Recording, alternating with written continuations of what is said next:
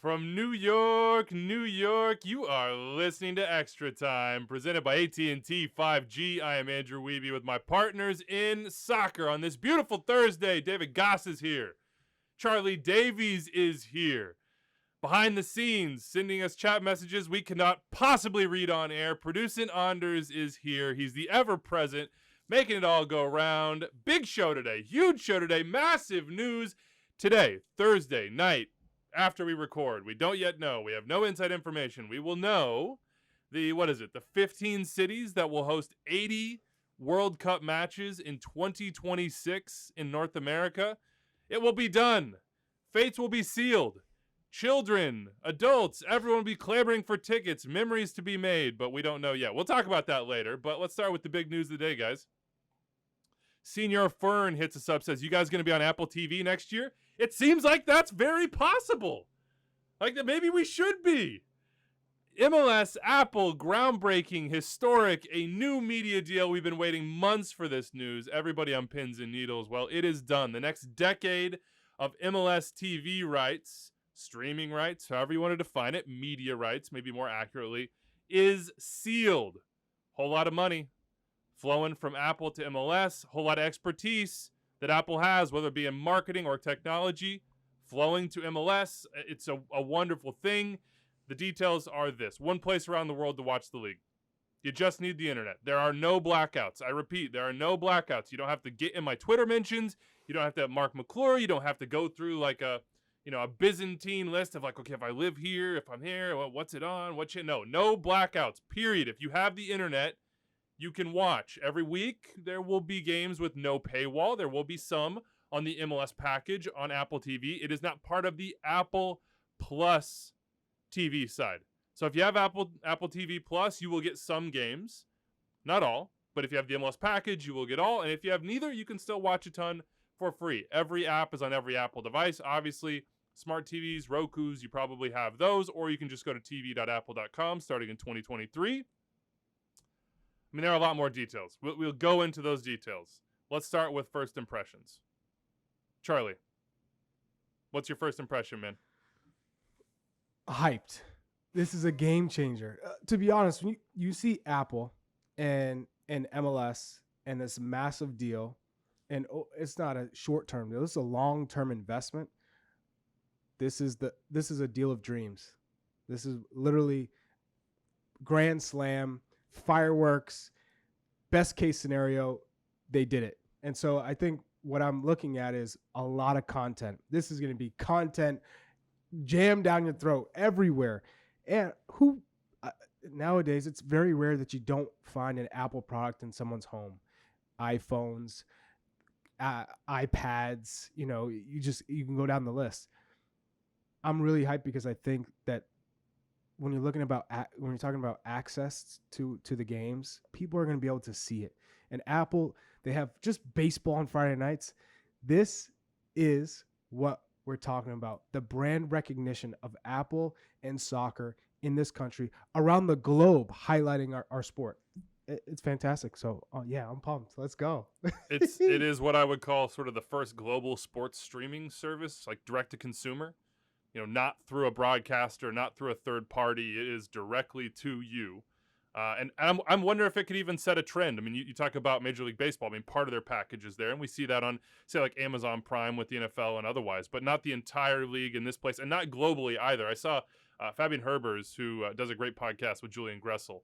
I think Z Podcast is the name of it, but I can't be confirmed on that. He was saying that his dad has to go through a lot of hoops in Germany to watch the games. Well, the hoops are no more, and that goes for people in Germany. That goes if you're in Kansas City like I am, if you're in Brooklyn where Dave is, or somewhere outside of Boston in his castle where Charlie is.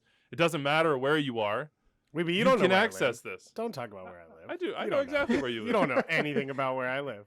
Watch out. Don't get doxxed. I'm just God saying. said, keep my name out your mouth. All games in 1080p. All games broadcast in English and Spanish. My understanding is it'll also be French for our friends in Montreal. Not just MLS. We're talking Leagues Cup, MLS Next Pro, MLS Next. All in that service. There is sort of the news as well via The Athletic, Sam and Paul, SBJ, that linear deals are likely to also be a part of this.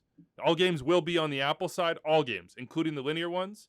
But it's likely that, say, like ESPN, Univision, Fox are still going to be in the mix for this too. Maybe Canadian broadcasters. Still waiting on that. More news will come out. But for right now, the Apple part is like the big, meaty 10-year, this is everything part.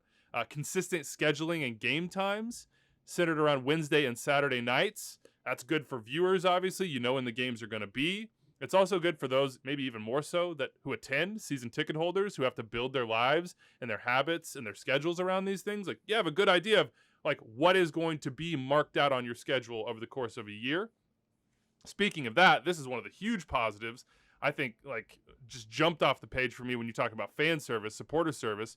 If you have a full season ticket membership, you're a holder, whatever you want to call it, you get this MLS package on Apple TV for free. It's part of your package. You buy the tickets, you get that as well. There's going to be a Saturday Night Whip Around show. This is the MLS channel on Apple TV. That's not just going to be games, obviously. It's the Whip Around show. It's shows, it's coverage, it's maybe something like Extra Time or the Call Up or fill in the blank, power ranking show we do. I don't know what it's going to be, to be honest with you. Everybody wants to ask me what the details are. It's a blank slate that I don't fully know.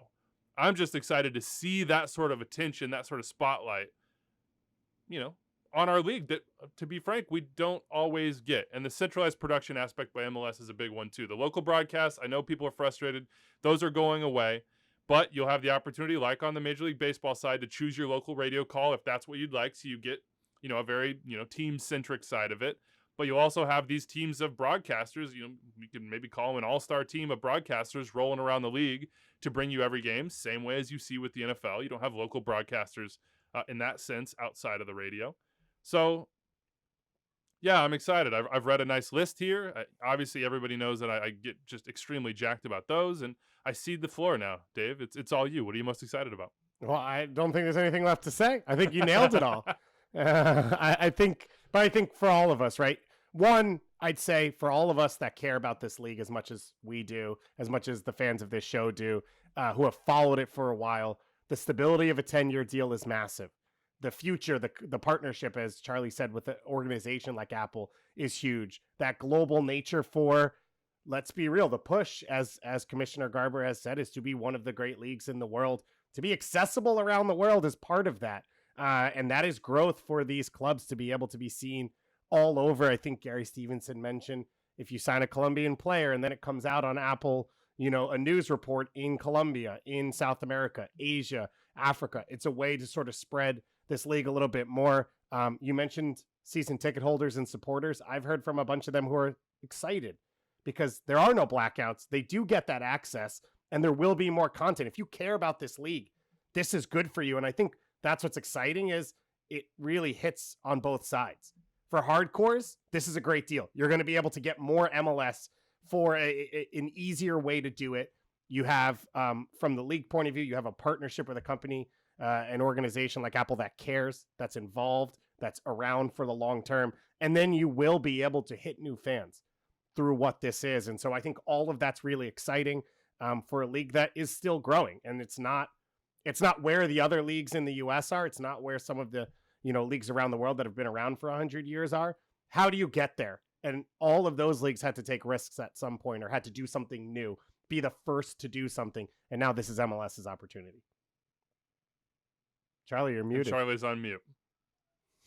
You also get there's a weed whacker right outside of the window. So predictable. What? It's Thursday mornings. Yeah, you just had to schedule the lawn service in the middle of the show. Huh? You're like, okay, yeah, right here by my office, there's a window. Yeah, right about 1:30 p.m. Eastern. Yeah. Could you just go by that window with the leaf blower? That'd be wonderful. Could you really just start whacking everything right here? All just these back weeds. And forth. Yeah. But you get the four of us. This is a package deal.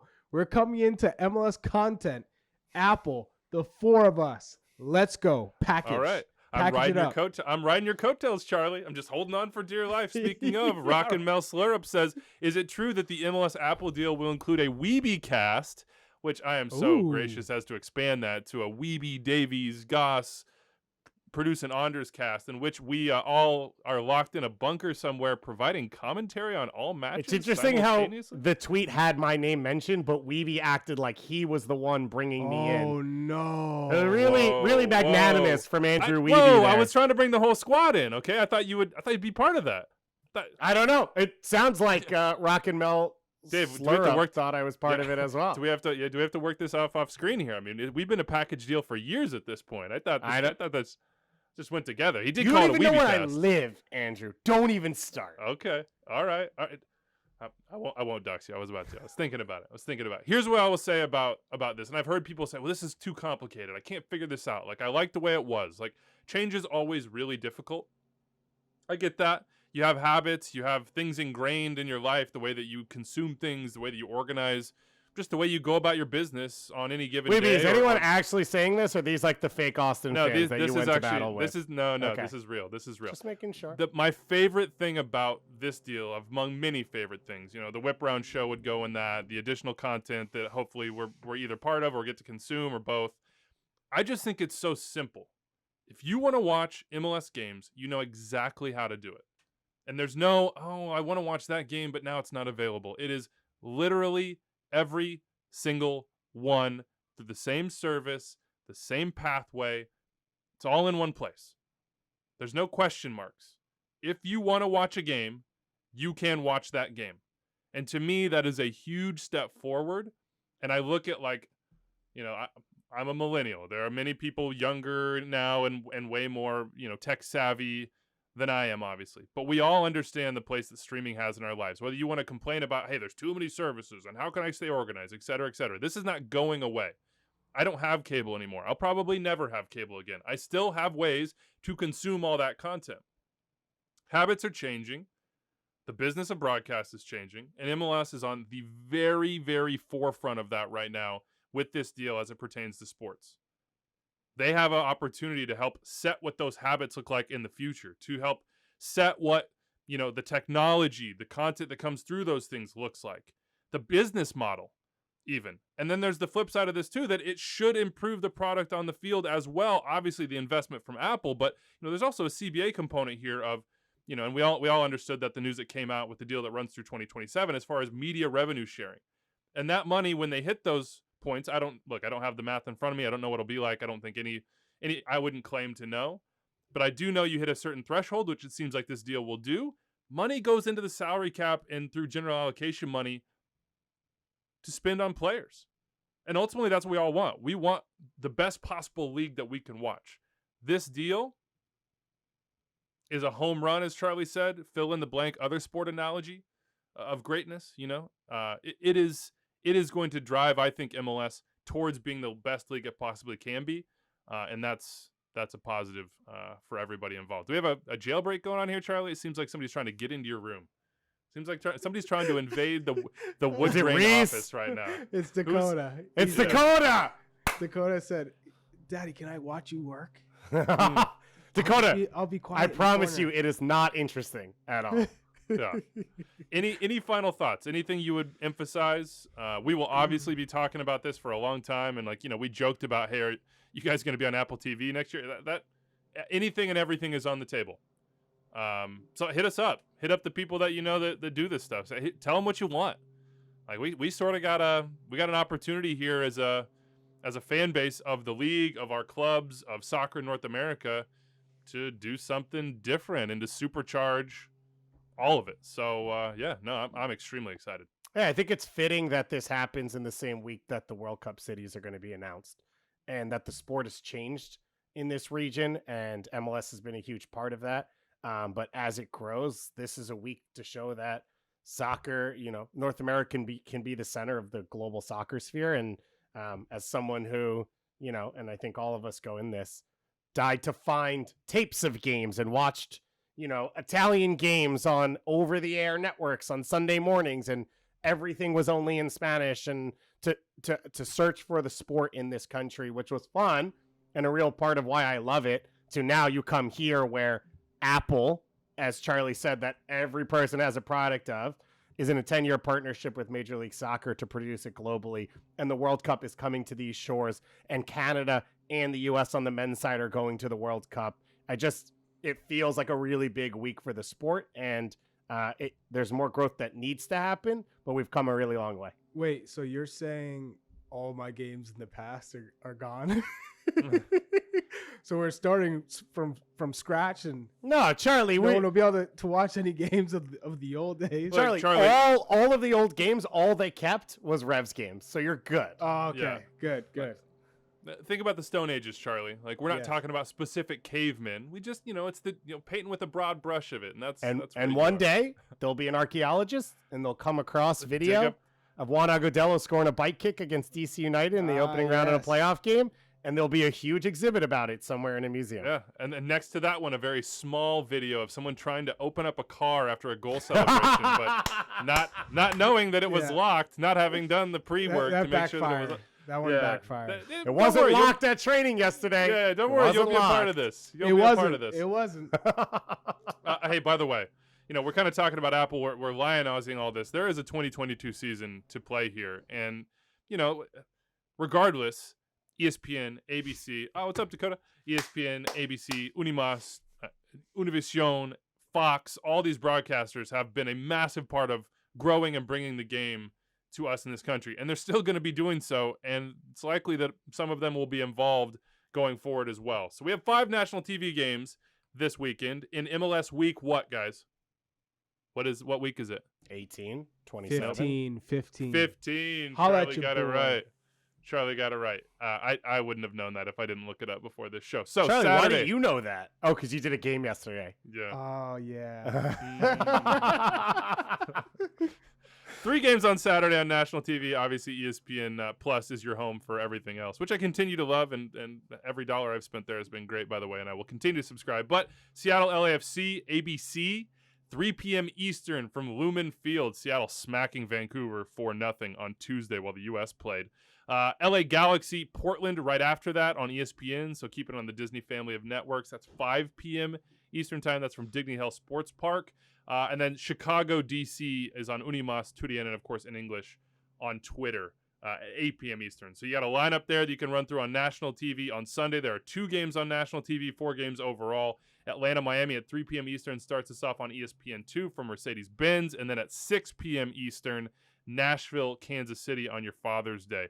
FS1 and Fox Deportes. Ooh, Wiebe got for that that one in. I knew you were going to make a comment on that.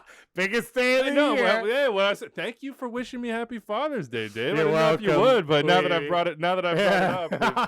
up, we've definitely established that. So, look, we've done a lot here, but I guess I'll remind you what's coming. Coming up today from the AT&T 5G Virtual Studios, we are going to go through the whole league. We're going to try to do a reset here because we've been gone for a while. MLS games haven't been happening, not with the frequency we're used to. We'll try to do a little reset, try to dig into what we think have been either the 5 biggest stories of the season so far or what will be the 5 biggest stories to come. So talking like CCL participants, in particular the Sounders, how are they going to react the rest of the season? What's going on with LAFC? Vela's still not signed. Chiellini just went in. So are they a true title contender? Are they the title favorites, in fact, for the Shield and MLS Cup? I believe so.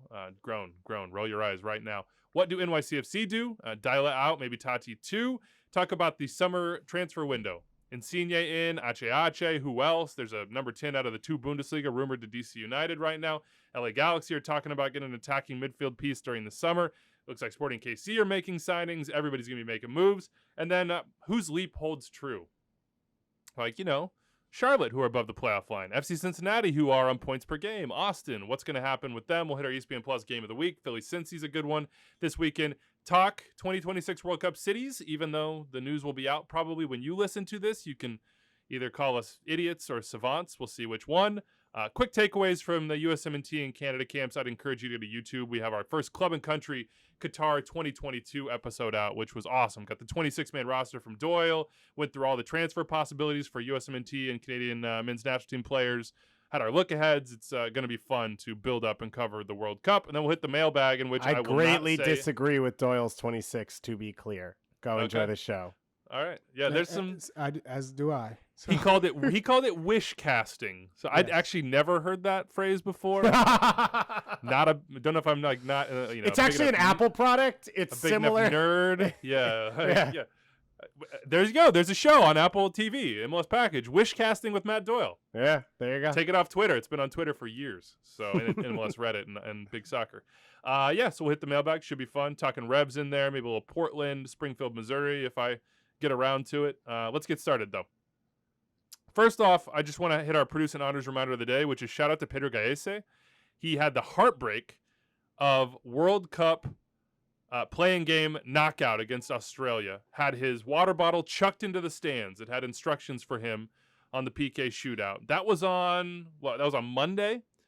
Last night, Wednesday night, he starts for Orlando City against the Revs in a 1-1 draw. That is a hell of a turnaround from Qatar all the way back to this hemisphere. And also congrats to Francisco Calvo, and only Francisco Calvo, but also the rest of the Costa Ricans, the team, the nation, the diaspora, all of them. They're going to their third straight World Cup. That's pretty cool.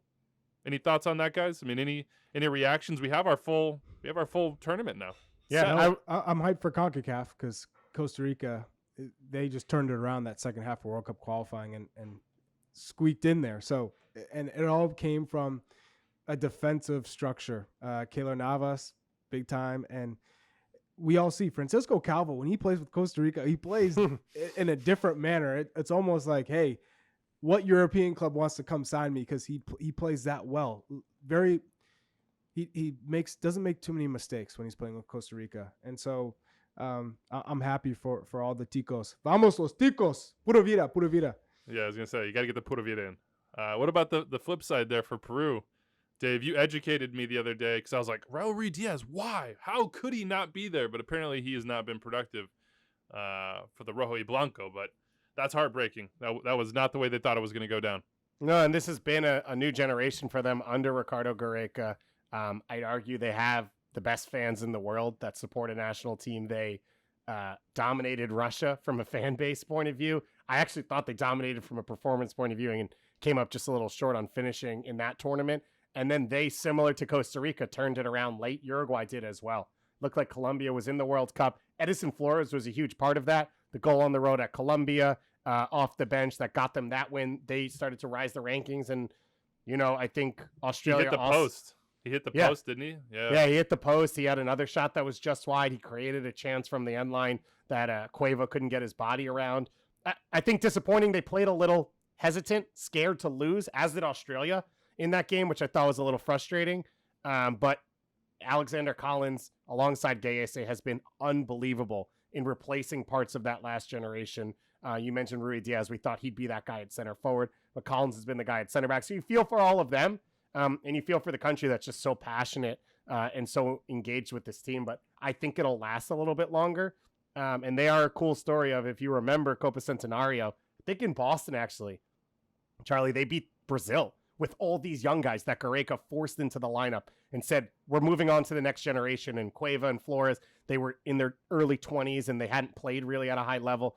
And they beat Brazil and sort of moved on. It shows you a little bit of what Canada and the U.S., I think, is looking at, of like, maybe it's too early to be dominant, but if you can hang in games and these players get experience, it grows as the years go along. So it was tough to see for them, but it felt real to me on Monday and Tuesday. It felt like a World Cup.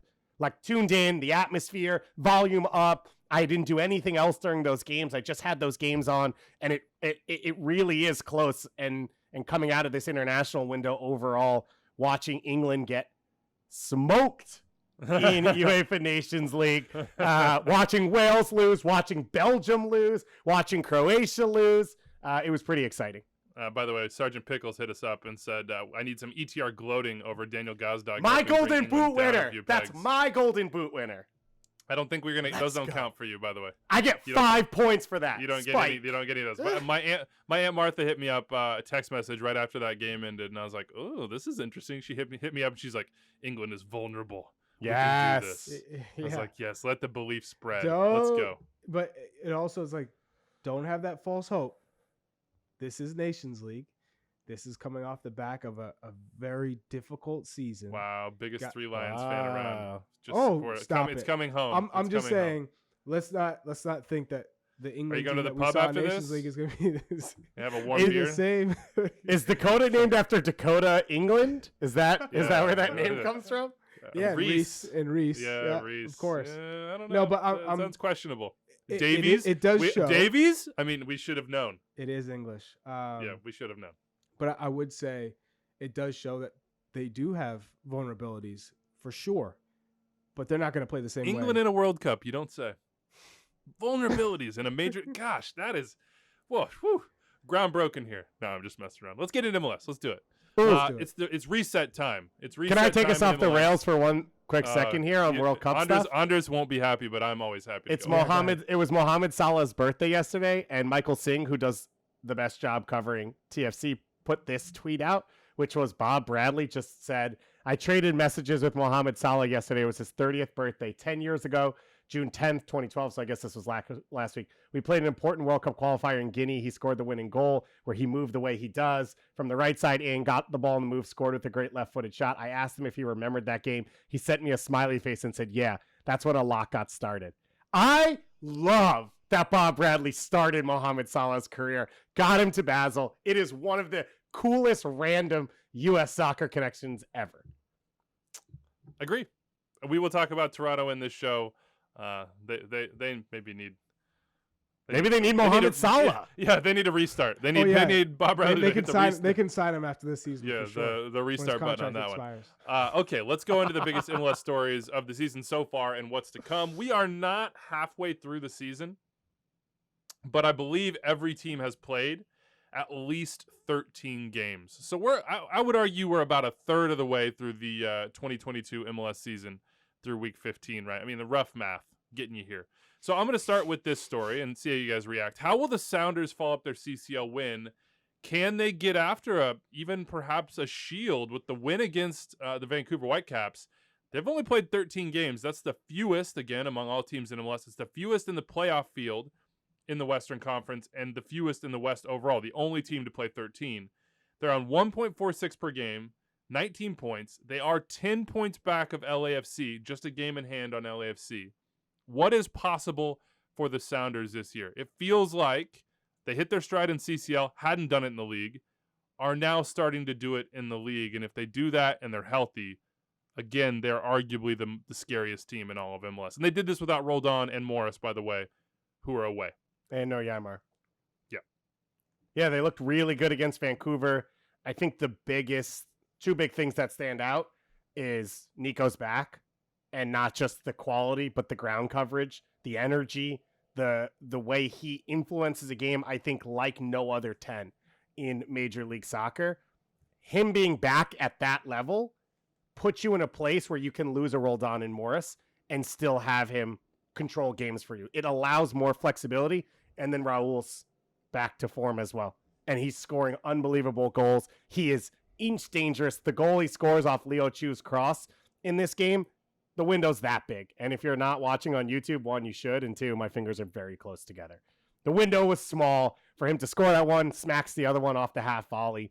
There's a reason, I think, there's a reason they were the first MLS team to win CCL. It's the same reason they can win a lot of trophies. In saying that about Supporter Shield, I do go back to us being in Seattle, going into CCL, and the talk about the load and health management programs that they've put together. And so on the one side, I say this is the most talented team in Major League Soccer and one of the deepest. And on the other, I look at that and I think if it comes to, they are still going to have to rotate guys because of the condensed games out of CCL, because going down the end of the season, I think the focus will be on health going into the playoffs. And so I wonder if they're already a little bit too far behind for that challenge, but they 100% are going to challenge for MLS Cup. The other teams in CCL to watch. New England, Dragon. Now up to 20 points, Charlie.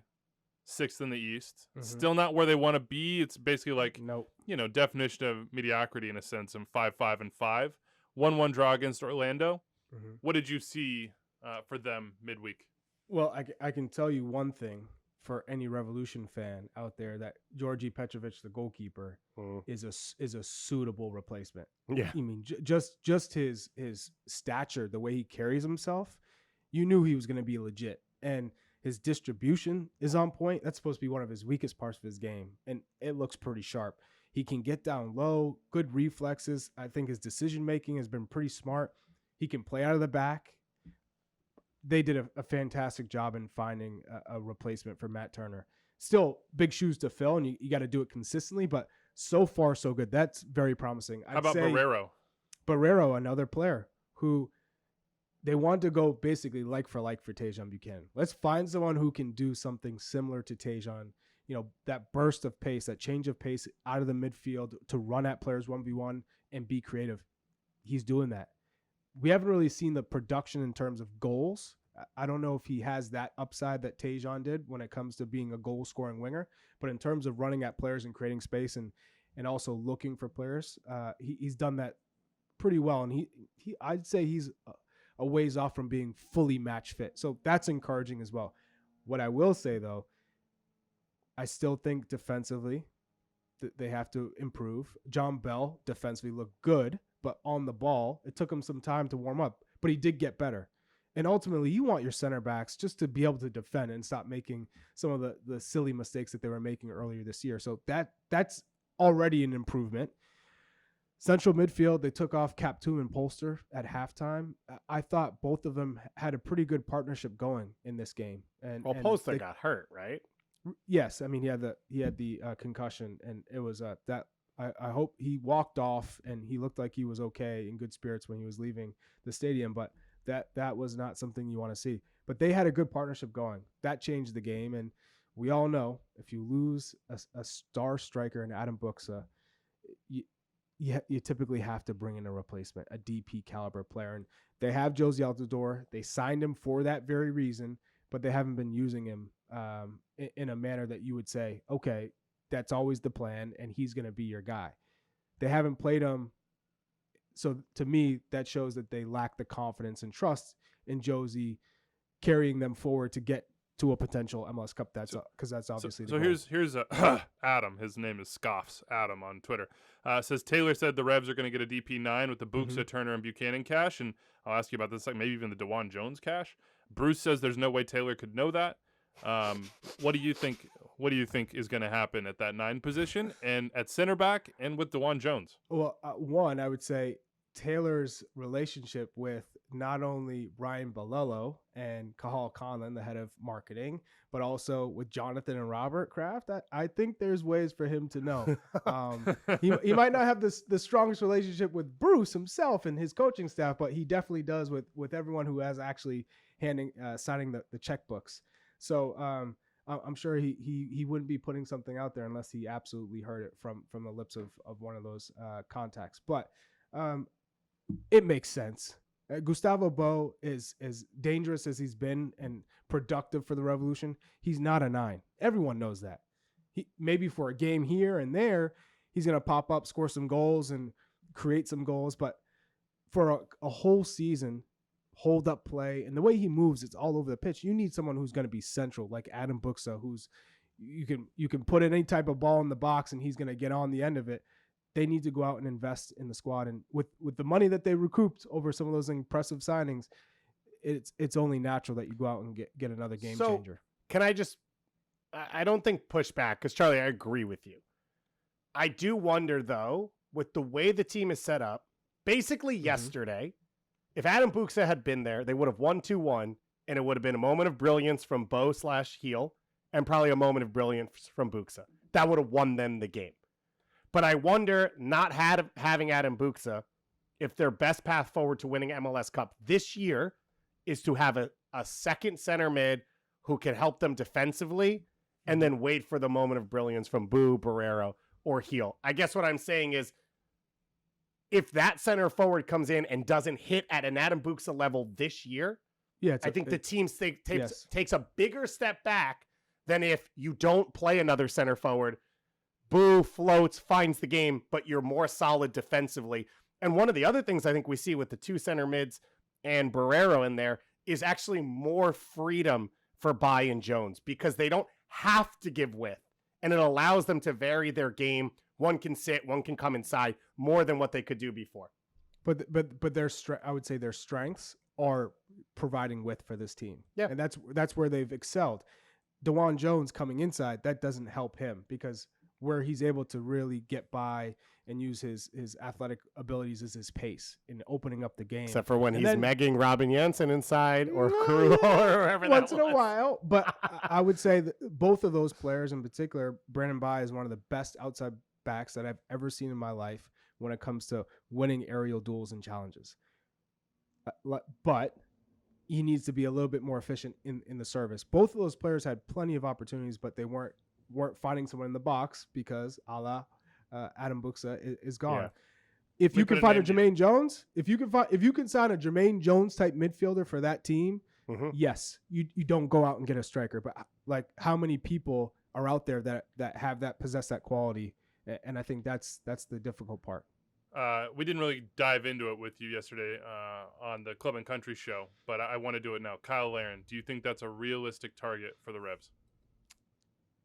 Apparently out of contract. Yes. Maybe with interest from the Premier League or maybe just the Greek League, TBD. I don't think it's realistic. I don't want to jump Charlie on this. No, this would be my point. If you have Josie Altidore and you lined up Kyle Larin next to each other, and maybe Kyle Larin's a little bit mobile now and he's in better form, but that's not, for me, that's not enough to say we're going to go out and invest. You'd have to get somebody who offers the team a little bit more than a Kyle Larin. And no disrespect to Kyle Larin at all, but I don't see a great improvement from Josie Altidore. Do you think that they would? Just one question. Do you think they would target a established in prime striker, which I think is what you would call Larin right now?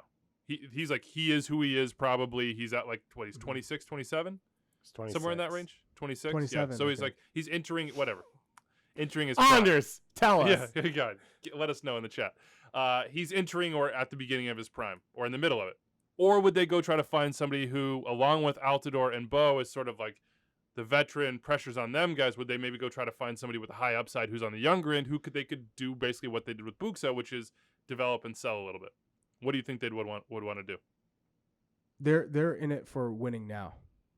There's no doubt.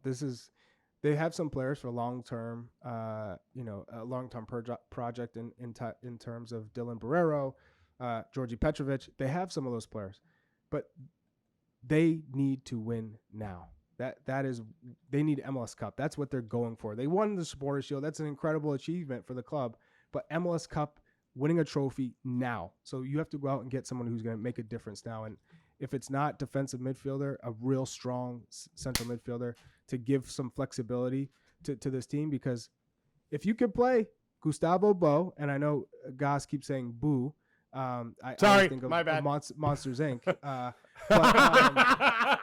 I would say if you're playing Boo and Altidore together, then I do think you need to bring somebody in to stabilize the team to allow them to play with those two strikers. You also need to win MLS Cup, right? You built this team. You've got a coach in Bruce Arena who is there to win. You don't know how much longer he'll be there. You need to win your club's first ever MLS Cup. You are close.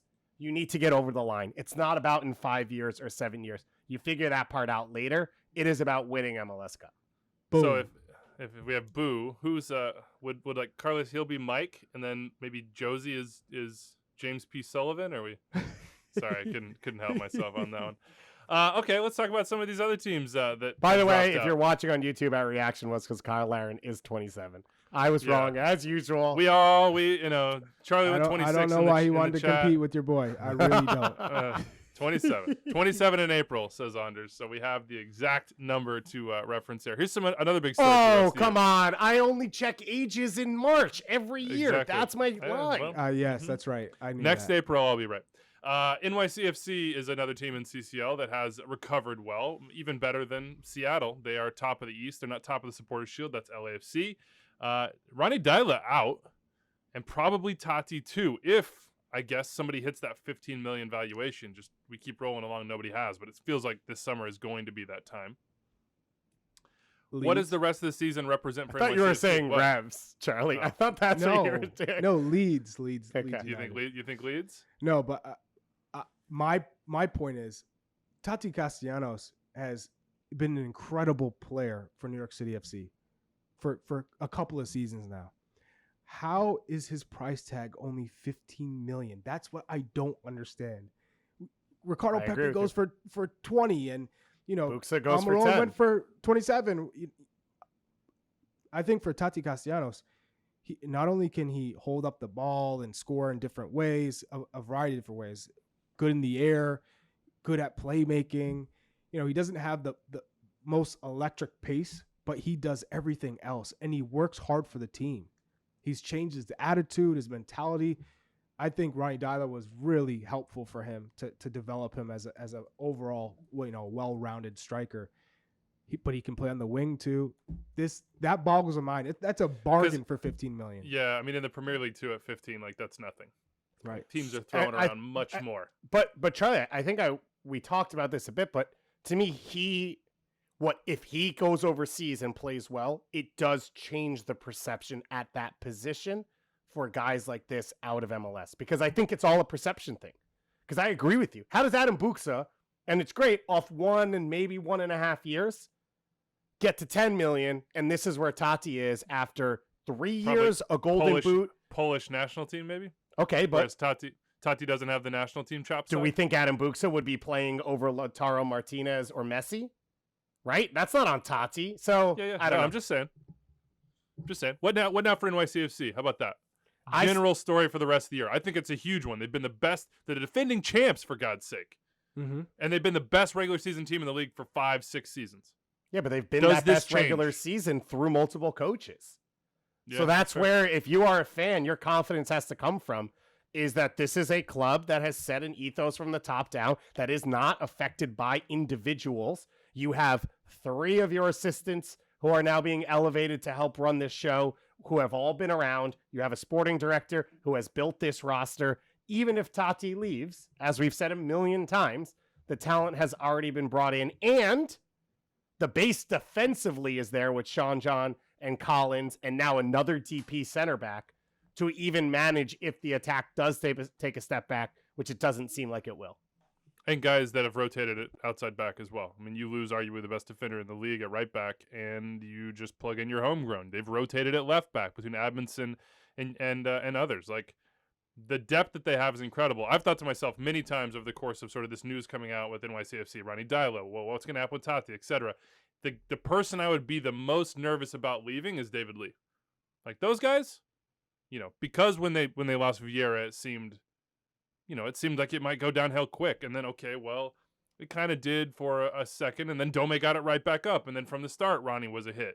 We've talked about over and over, like Tyus Magno or Eber or whoever it is, Dave. They've got replacement, they got talent, they've got the ability to plug in for Taty. It won't be the same, for sure, but they can still roll along. How do you think their season ends? Does it end with the trophy?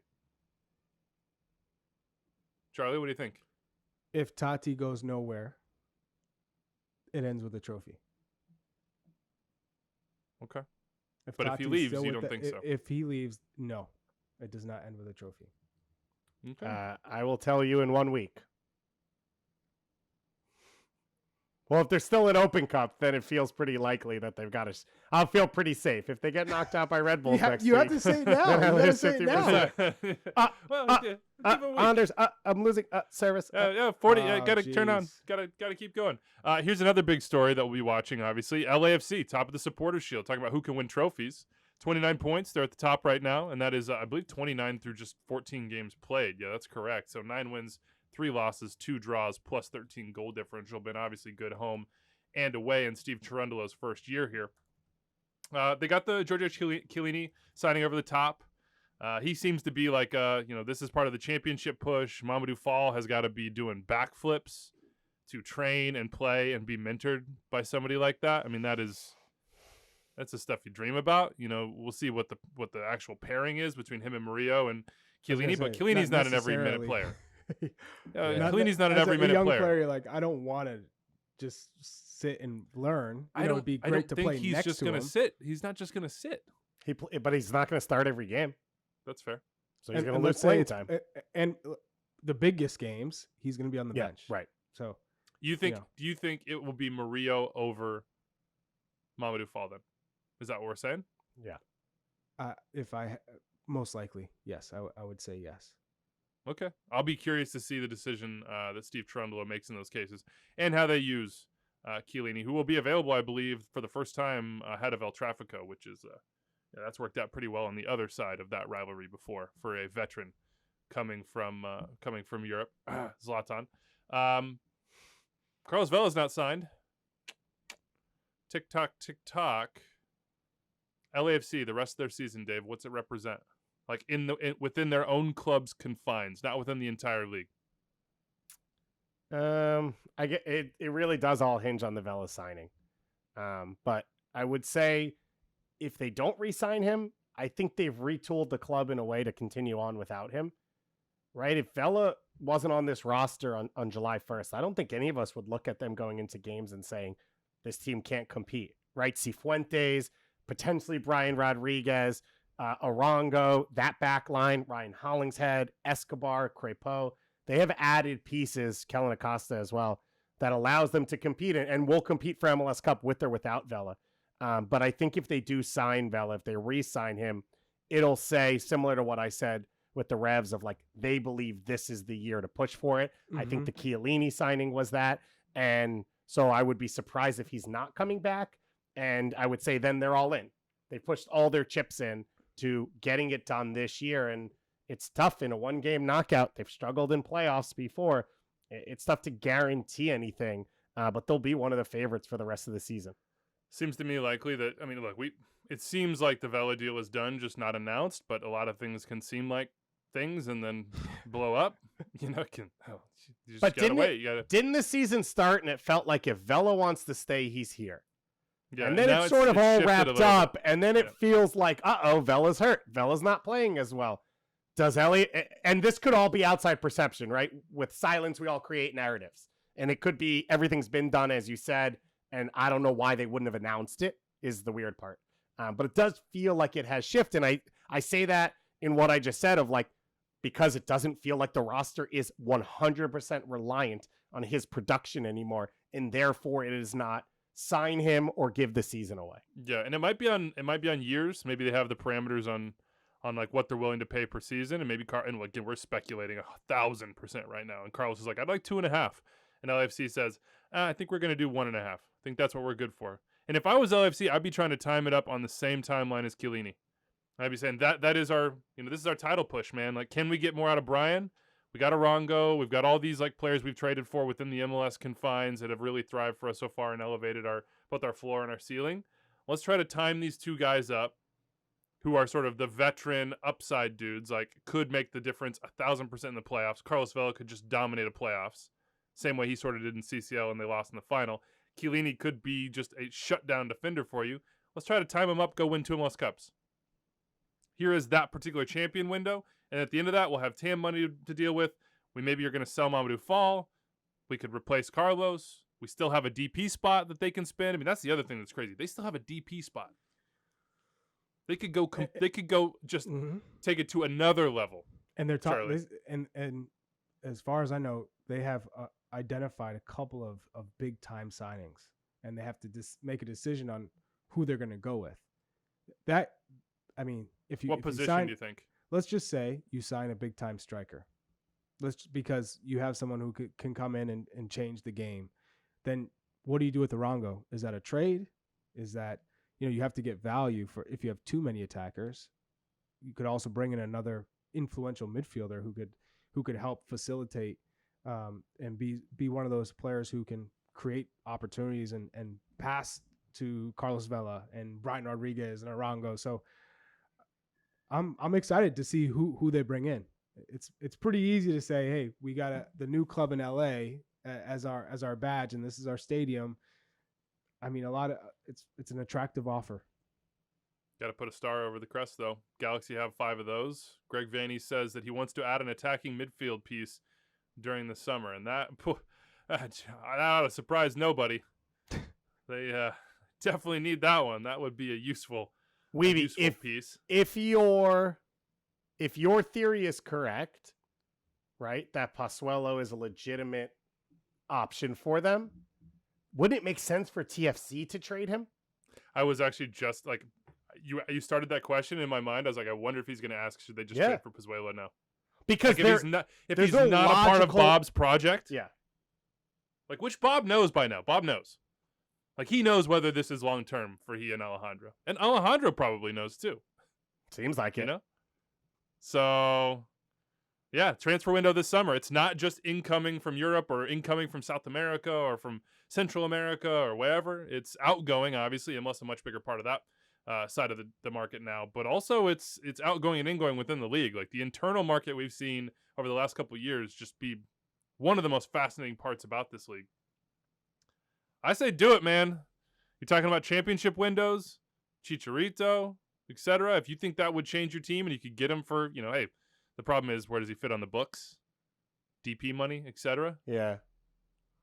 We don't know if they have the space for him. Boy, it looks like that Douglas Costa move. Boy, it's like if you could give up everything he's given you so far in order to have the DP spot to then go get Pozuelo now, would you do it? It sort of feels like you would, even if it's not Pozuelo, if it's another attacking number 10 DP. TBD on that one. How about Insigne, Charlie? How much does he change Toronto? Quite a bit. And what's he coming into? He's coming into a team that has a lot of defensive issues. This Toronto team, they're still trying to figure it out. And I look at, their results. They lose. May was a tough month for them. Well, they lose to Cincinnati back to back.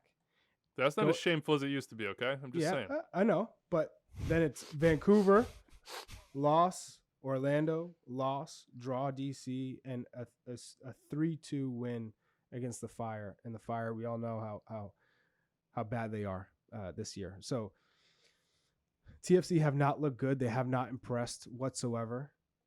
I think, you add a piece that really changes the game in the attacking side of the game. It's great.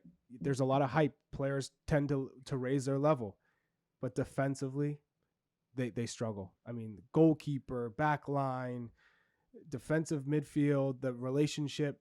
I think there's a lot that needs to be figured out. How good is he going to be? What's your over/under on goals plus assists for Insigne through the end of the year? He has the quality to be 10 goals, 10 assists. Agreed. Right? Double digits in both goals and assists. I think coming in to halfway through the season in MLS, it's going to be difficult to kind of hit the ground running because there's that adjustment period, and your team's not. It's not like he's coming into an LAFC or a team that's New York City FC where the team is flying and you have the ball all the time. I think for TFC, if he can score 5 goals and 7 to 8 assists in these next 6 months, it's a win. We just got some breaking news here. Atlanta have a goalkeeper, it sounds like. Dave, you just dropped it into the chat. I don't know that this Hercules Gomez is re-upping this Mexican report. Obviously, they haven't announced it yet. But yeah, it is a 26-year-old Mexican, former international, I guess you could say, and Raul Gudiño. We're hearing rumors that they're trying to get a center back from Tigres on loan as well. This is obviously a club that has these massive holes that they're just going to look, I would assume for short-term fixes, although the report here is a 2.5-year contract, which I think is really interesting with the young goalkeepers that they have.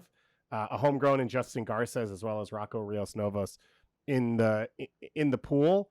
But unfortunately, I love Bobby Shuttleworth. I think he's a great part of this league. I think he has a role. I thought he was, the right signing for the right team where he can be a spot starter, but he's not a full-time starter week in and week out. We'll see what happens. It's right now in the rumor spot, but it seemed like Chivas was trying to move on from Gudiño. So let's see, other transfer news out there. Ache has arrived. Have you guys seen the flashy content that Houston are putting out? Love it. Gotta love it. Ache getting out of blacked out SUVs, checking out the stadium, doing his thing, got his new home in Houston. He's going to change some fortunes. Right now, Houston just below the playoff line. Yeah, he came on the field at halftime of the Uruguay game, was it? Or maybe, yeah, I think that was what it was, and just changed the game. What he does is just bring a level of energy to a game. He does it for Atleti, even though they don't play that way. He did it for Porto for such a long time, and he's done it for Mexico forever. And I think you're going to see just his overall quality at a high level. But when you watch Houston play and what they've done over the last few years, less so maybe this year, they've been a bit passive. They're passengers at times in games. That's out the window now. Ache is a guy who jumps down the throat of opponents. He plays on the front foot. He's aggressive. He's intense. He's physical. And I think he's going to change the reality for the Houston Dynamo. And they're sitting in a playoff spot now. He doesn't have to get them in. No, they're just below it. They're just sorry. below it. Yeah, I know. Kalen Carr, 26, orange-colored 27, glasses. Yeah. playoff line. 19 Boston, points, 18 points. Burlington, Yeah. Portsmouth, they're all the same. Can you know what? By the way, the lawn mowing is done right now. I was listening to it, and you know how it's a castle that Charlie resides in. It takes like an hour and a half just to mow the area outside the window outside his office. Like, it's crazy. The square footage, it's just stupid. It's unbelievable. Ache, a perfect match, I think, for Nagamura. And we saw that Nagamura is truly like trying to change culture, and obviously Pat Onstad on down. That's what the whole goal was.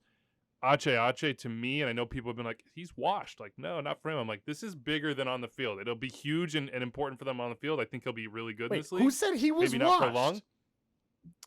Somebody on this show has been saying He started every game in Champions League. I know. He got a moment of honor, whatever it was, by the team. No one has said that, Wiebe. Anders says nobody has said that. I don't believe it. Somebody has said that. He's not washed, and he's going to change culturally too. So I'm excited for that one. Sonny Kittle to DC United. By the way, DC at Chicago this weekend, 8 p.m. Unimas, Turian, and Twitter. And I mentioned it before. Kittle? Haul in, baby. Sonny. Sonny Kittle. Yeah, that's right, Anders. Bring your freaking straw man armies. I will take them Charlie, down. see I how will I keep my flank elbow them. in? So it's just that clean follow through Yeah. Ray Allen, baby. Pincer move. That's nice. Pincer move. Look like Jason Tatum. Just my a shoulder, reminder, my shoulder. ABC, ESPN, Saturday, Seattle, LAFC, LA, Portland. Those are at 3 and 5 Eastern. Again, just go to MLSsoccer.com. You get all the listings there.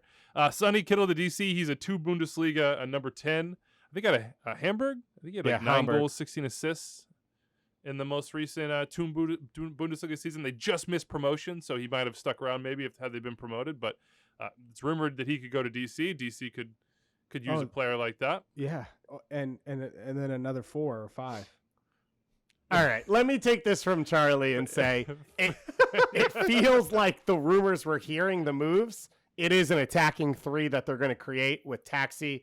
It would be Kittle. Now it sounds like this Henri striker from Venezia. Whatever it is, it feels like at least they're being... What about the back line? What? I said, what about No, the I don't back disagree, line Charlie. in But midfield? what was your Okay. complaint about Edison Flores the whole time? He made no sense in the system. He was a DP that made no sense. Zero. Now you're going to have 3 players who make sense together, who you can build around because they're young enough, and they are going to make sense for the team you're playing because your next coach is going to be signed to coach those players. So, okay, it's a step forward. That's all you can ask for. I mean, how could you take a step backwards at this point? Well, speaking of Sporting Kansas City, also Tom Bogert reporting Eric Tommy, he's 27, 9 goals, 14 assists, and 96 career Bundesliga appearances, but very, very sparingly used in the Bundesliga recently. And I got a Nigerian forward, I believe, 8 goals in the Israeli top flight. He says those guys are coming in. Sources can confirm that those acquisitions are being finalized. Kansas City had to do something. It's been a little questionable on their scouting outside the league recently. I don't know if Tommy is, and I think I've said this elsewhere, I don't know if Tommy's like an indication that maybe Daniel Shelby won't be back, or maybe he's versatile enough to play on and centrally and like outside help the replace league, Gadi Kinda. Wiebe, name a player in MLS who has come to KC and been successful. From within MLS, who Kansas City has traded for. Or acquired. I mean, Tim Melia is a blindingly obvious. For sure. That was 8 years ago. Seth Sinovic. That was Sinovic 12 is years another ago. one, And Yeah. Tim Melia was a You didn't say time. Did you say timeline? Or Tim did you Melia, say well, I all was time? sort of Is that- talking about the modern era, and Tim Melia was a pool mean- goalkeeper. He's literally still their starting goalkeeper. Like it Yeah. doesn't matter if this is 8 years ago. He's still Well, yeah, still but their he's starting goalkeeper. He's not the Fair. keeper he Got was you, 5, got you. 6, My 7 years point ago, would be, so. I I get feel what you. you're saying, but look at the teams that have won recently, and look I at the know. in MLS moves they've made, and then look at KC. Seriously, since Tim Melia, Mhm.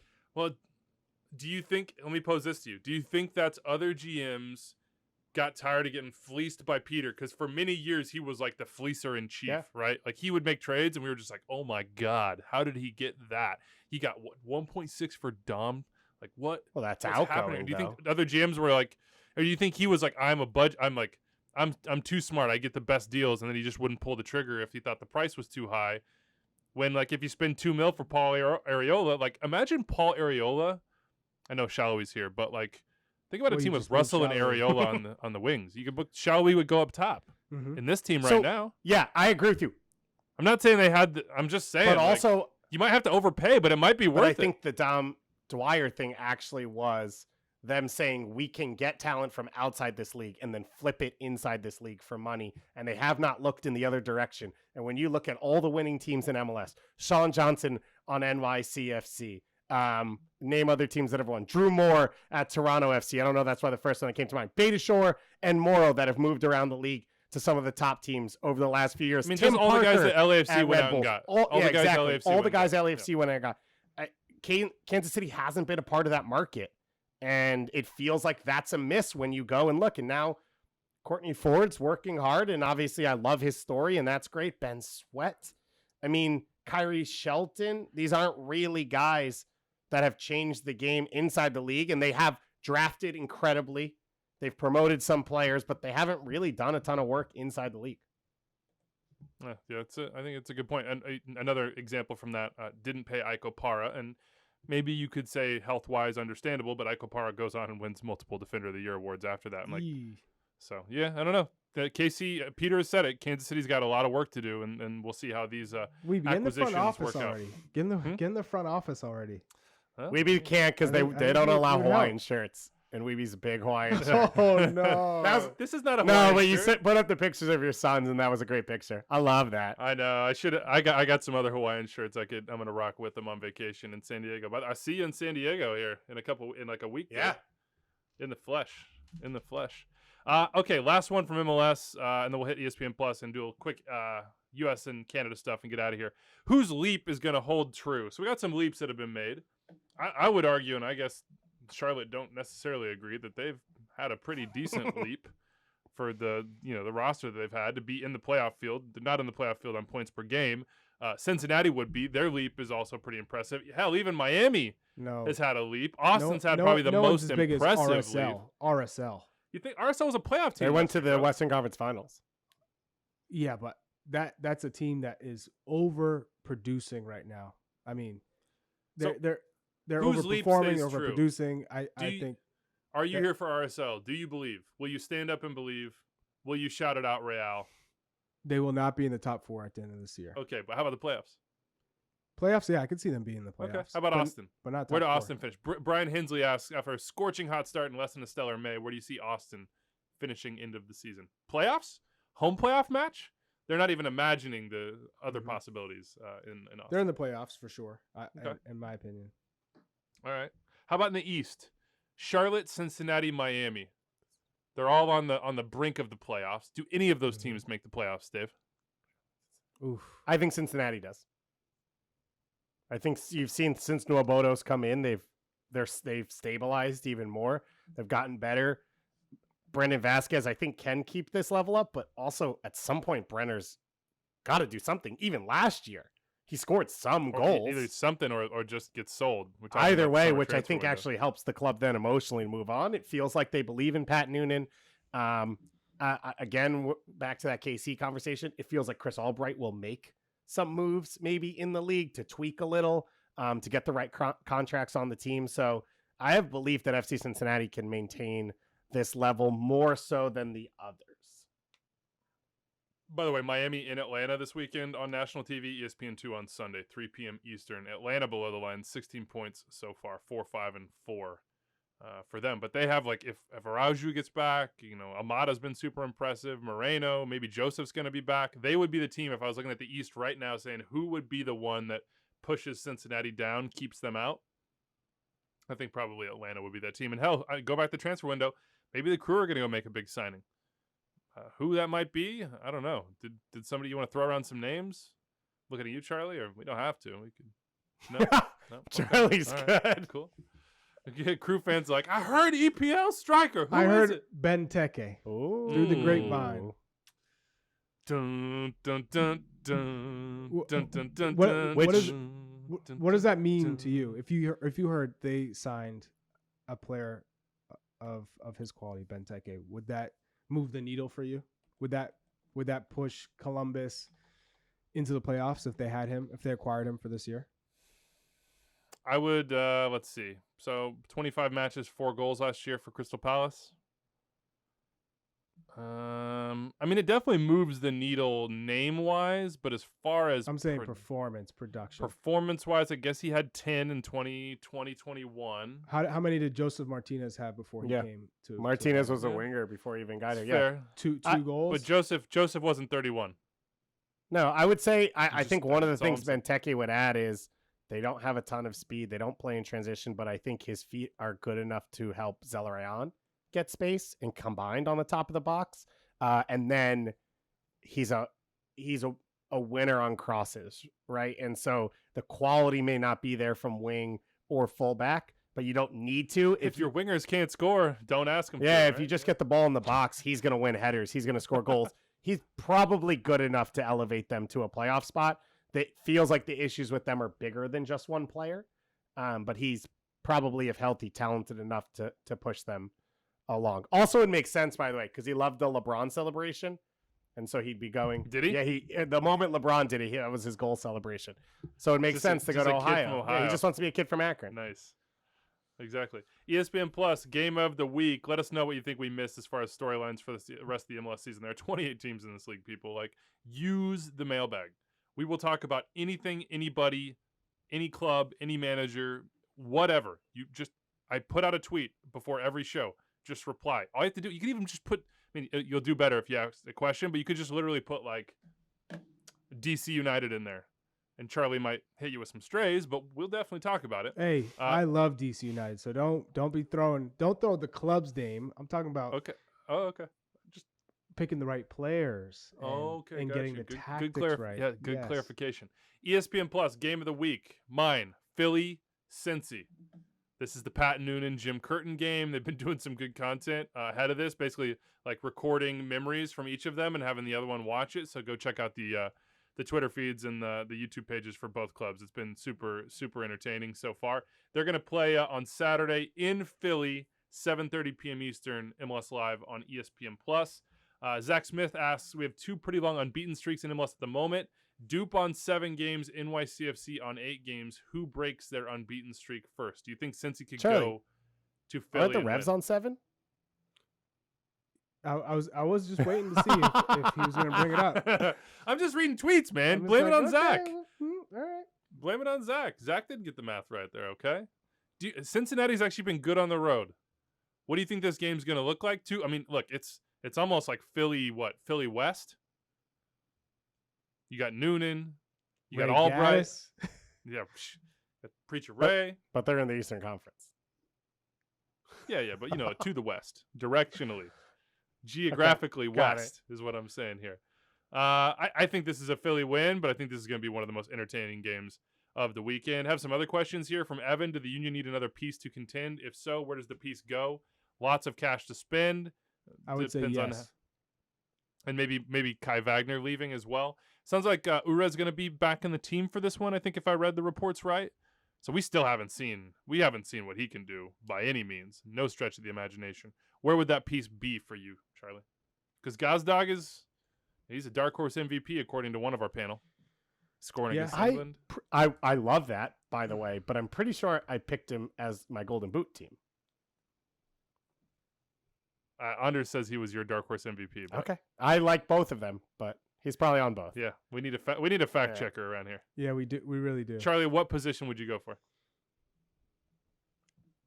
I think Jose Martinez is fantastic for them.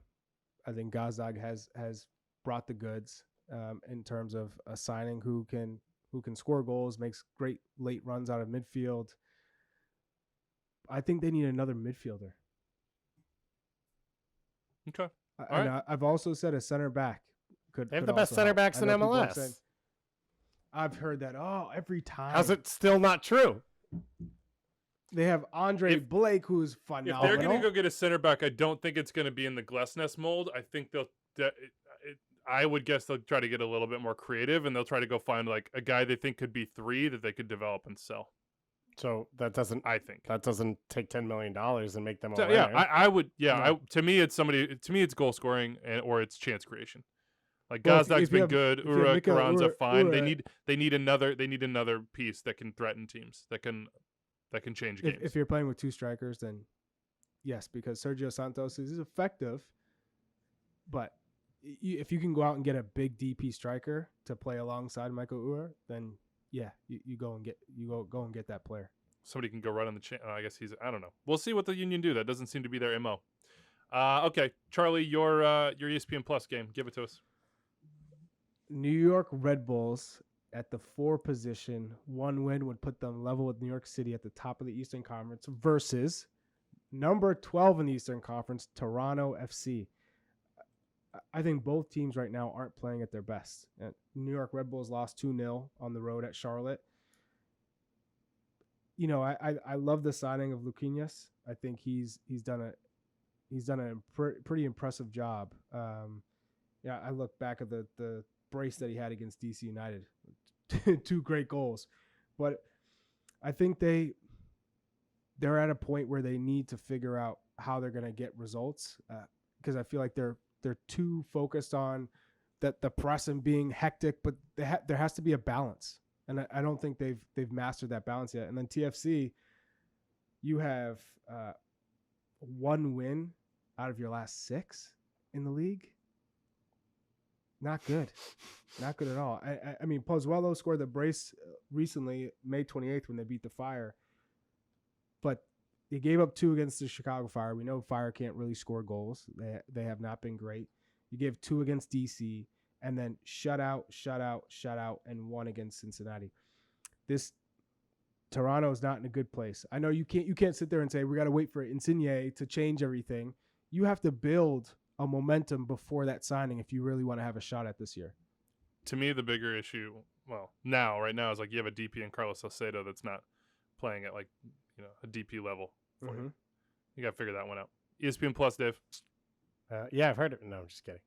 Yeah, got it. NYCFC hosting Colorado Rapids. We talked about NYCFC towards the top of the show. They are must watch anytime. They're out there. You're talking about the team that won MLS Cup first, the team that was first in the Western Conference last year. And I think all of the CCL teams have found their feet, even though maybe the points and results aren't there for some of the other ones yet. So I think the same about Colorado Rapids. Gyasi Zardes, we hope back out there on the field, feeling healthy as they continue to get him involved in this team. And I recommend if anyone doesn't follow the outfield, they have another piece about a potential NYCFC stadium that came out sometime this week, and they do a great job covering NYCFC. Hudson River Yards. Yep. Tell the people about what that. Not Hudson River Yards, Harlem River Yards. Sorry, yeah. Harlem. Hudson River Yards is downtown. It's 10-15 blocks south of Yankee Stadium on the water. It's between 2 bridges that you can walk over. If you take the subway through Manhattan, you can take the train all the way to the Bronx and then walk down. It was the site we heard about previously. Then they sort of moved off it because it didn't come through, and now it feels like it might be back online. But it would be, again, not just a game changer for NYCFC. It would be a world-class stadium site because of its proximity in New York City, not just to host soccer, but to host other events. And that's sort of the push for NYCFC. And when you talk, I do think about a Ronnie Deila and, all these other people. If they were playing in a packed soccer-specific stadium in New York City, I do think the global perception of this specific part of CFG changes, and it becomes a new job than what it is, even with the success on the field and selling players and everything like that. Yeah, that's what they've been trying to get done for a long time, and we know how difficult it is in the 5 boroughs. So good luck, Godspeed to NYCFC and that hope right there. USMNT and Canadian national team. We don't have much time here to do it, and I think we'll just skip it because we have like a full hour show coming out tomorrow on YouTube. Club and Country Qatar 2020. Dave, Charlie, Doyle, and I sat down, I think on Wednesday. 2022. You're right, Anders. I'm living in the past here. Sat down on Wednesday and went through everything you might want to know about what went down in these June camps, as well as what's going to go down in the summer in the transfer window, plus what the 26-man for the U.S. looks like right now. And as we said, Doyle did some wish casting. Kevin Paredes. So go check that out. Also, you can at MLSsoccer.com see Doyle and Tom Bogert's locks and 26-man rosters for the U.S. as well. There is news. It seems like Saudi Arabia will be one of the opponents in September in Spain. Still waiting on the others. Had a bunch of people asking us whether Haji got a fair shake in this camp, Charlie. I'll give you just 30 seconds to tell me whether Haji got a fair shake from Greg. From Greg's perspective, yes, right? And from my perspective, you have training, you had opportunities to go into a game and make a difference, and it didn't work out. So every time you get on the field, you have a shot. It took me a while. It took me a few caps to finally make my imprint. So yes, he did get his chance. Did he take it? No, but that doesn't rule him out. That doesn't say, oh, you're not going to get a chance in 6 months. Or what it takes from him is going back to his club, whether it's another season in Turkey, whether he gets a move this summer, and producing like he did. If you stay consistent, you're just going to prepare yourself for the next opportunity. And especially if no one else in the forward pool delivers. So that's kind of the way you have to approach things, the mentality that you have to have. And I think if he can continue to do that, then that won't be the last time we see him. We have a question from Paul. We'll get to the mailbag right now, 401-2060-MLS, who says, why is there a common refrain among the soccer press that Hugo Perez should look for an MLS gig rather than stay as El Salvador's head coach? Am I too high on their possibilities of qualifying for 26? I don't think that's I think that's the soccer press saying that through the grapevine from Hugo himself. Like, I think that's what he wants. It's also, he has said recently that El Salvador, like, he'd like to leave them better than he got them there. There've been a lot of complications recently with the federation. You saw Alex Roldan stay away during this Nations League window. Like, I think he sort of feels like I've done what I can do. I would like to have this next challenge, and I'd like that challenge to be in MLS. So to me, he's campaigning basically to try to get that MLS job. Yeah, 100%. Also, I think there's a difference between national team and club, the day in and day out coaching for people. And he has stated, along with the players, the lack of funding and support for El Salvador. And I think for some coaches, you feel like you hit a wall and there's only so far you can go. But it is interesting talking about 2026 because they are a program on the rise in the region. And if you do auto qualify the three hosts in Mexico, the US, and Canada, which we're not sure of yet, what will the rest of qualifying look like? And how does that open the door to the second half of the Ocho teams, the teams that just missed out, in an opportunity to get to a World Cup for the first time, or the first time in forever when you talk about a Haiti or an El Salvador? Yep. There'll be a bigger field. We know that for sure. Also on the mailbag here, Garrick, I dare you to say something nice about Springfield, Missouri. Can't do it, Garrick. One thing I know for sure, they're not going to be hosting World Cup games. Sorry, Southern Missouri.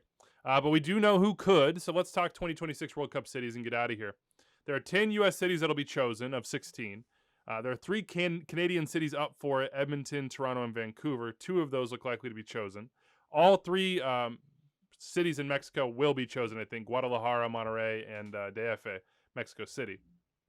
You have 60 matches in the U.S., 10 in Canada, 10 in Mexico. It is very likely what you're listening right now, you know the 10 from the U.S. You know the 2 from Canada. We don't. It is, at this moment, 2:39. We're about 2+ Eastern hours time away. Yep. So give me this, just for fun. Your top 3 cities that you would go to just to go see a game. And just assume that there's an awesome matchup for whatever reason. Geography, etc., quality in the group stages. What are the 3 cities that you would want to go to, just straight vibes? Do you have your 3, Dave? I know you went through on MLS Today this morning, like based on food. Which is great. But where would you want to go? I'm giving you $25,000. I'm saying you're going to 3 places and you're going to do it right. U.S. only, No, or all of them. No, you can go anywhere. So I would. No, yeah. I would say open to you. Vancouver. I've never been. I'd love to go. The way they hosted the Women's World Cup, especially the final, you could see the impact on the city. Obviously, the setting of that stadium on the water with the mountains in the distance. So that would be 1. Mexico City would be 2. To see a World Cup game at the Azteca is that's, I think, bucket list for any person who's a fan of this sport. It's the place that Pele and Maradona played in a World Cup. You would see the 3rd edition of that. So that would be the 2nd. And then I would pick an American city. And there's a few different options. I think I'm going to say Atlanta. Might have an extra bedroom for you. Yeah, in for Kansas sure. City I think I'm going to say Atlanta. You go there and celebrating MLS Cup there with those fans was amazing. It's a multicultural international city, so you're going to have home support from a lot of different people. It is the easiest access airport-wise to half of the planet, which you're going to have a ton of fans come from. It's a city that I love going to and I love being in. So, yeah, that's going to be those would be my 3. Those are great. Vancouver, I agree with you. I've never been to Vancouver. It's been one of my biggest MLS travel regrets. So I definitely would say Vancouver because I'd want to be there for a Canada game. So let's hope that Canada opens up in Vancouver. I think maybe more likely they would open in Toronto, but who knows? So let's say Vancouver for me. I'll go Monterrey just because I've been to DFA, I've been to Azteca, and I either honestly Monterrey or Guadalajara, either would be fine. But I'm going to say Monterrey because I love those views out of the stadium, and there's a lot of northern Mexico. I think that's where I would want to be. By the way, heard today because of the show we did that there's actually fantastic barbecue in Monterrey because it's Texas border and it's like that type of culture, and it might be Mexican Texas barbecue fusion, which it could appeal to you. And some people are going to groan about this one in the U.S., but and this goes back to just where I would want to experience it. I'm going to say Miami. I've never spent any significant time in Miami at all. I'm going to say Miami for a game like South American. Yeah, and powers. June and July is a great time to be in Miami. Yeah, you wouldn't want to be in any other place. So, I mean, it's not gonna be cool. Not gonna be a breeze off the water anywhere. Charlie, you could do vibes, or you could choose USMNT group stage here. I kind of want you to choose the USMNT group stage. Where would you put 3 games for the US? Wouldn't you just pick Cincinnati 3 times? Yeah, definitely not. And I definitely wouldn't pick Mexico City. Sandwiched around friendlies in yeah, what if they did that? What if they put Canada and the U.S., Mexico and Canada, and the U.S. in Mexico? All right, my 3 cities for U.S. men's national team games. Boston. Atlanta. Why Boston? Boston has, if you remember the Premier League watch parties. If you he's just going to spout propaganda. No, this isn't about propaganda. If you remember the Premier League watch parties, they had the most incredible turnout of people to come out to watch the sport of soccer. They loved the sport. I grew up here. This was my first experience watching professional soccer ever, was going to a World Cup game, and it was South Korea versus Bolivia. And it was like the thing of dreams. It gave me my dream. So I know what it'll do for another ahead kid of Father's Day. You'll bring your children. But I think fingers crossed the U.S. doesn't draw England again because all of Charlie's Premier League fans are going to be 3 Lions in Gillette Stadium. Yeah, all those Leicester City folks. Yeah. So many Wolves fans. Southampton TID. Coming from Boston, Atlanta. Boston, Okay. Atlanta. And my third one would be DC, Baltimore. DC, Baltimore. So Baltimore. Baltimore. Yeah. Why Baltimore? That's an interesting one to me. Because I think in the Mid-Atlantic region, Baltimore and DC have always been really strong in terms of presence of fans, so many different cultures. They love the sport. I just think it would be an awesome place to play, especially Baltimore, a city that is still redeveloping and has a long ways to go. I think the sport would really help that. That corridor between Baltimore and DC, I mean, half of the people Charlie played on the national team with are from there. It's not a coincidence, right? It is a soccer hotbed through and through. There's a reason the University of Maryland's been what they are. Like, it is a really cool place for soccer, and DC United has that history as well that you can sort of tap into. And I've already played. I already played in Seattle with the national team. Okay. All right. Well, everybody knows whether or not we will actually be going to these cities and enjoying World Cup soccer in these cities at this point, I believe. So we'll look forward to that news. We will look forward to Week 15, where 5 national TV games and everything else on ESPN Plus. Any questions, comments, concerns, references that we should have made but didn't, hit us up. You know how to get at us. And as always, put out the tweet before every show. That is your best chance to get in the mailbag. Please take advantage of it. We will see you on, I believe, Monday, but we'll let you know schedule-wise on Twitter. Adios. Have a great weekend.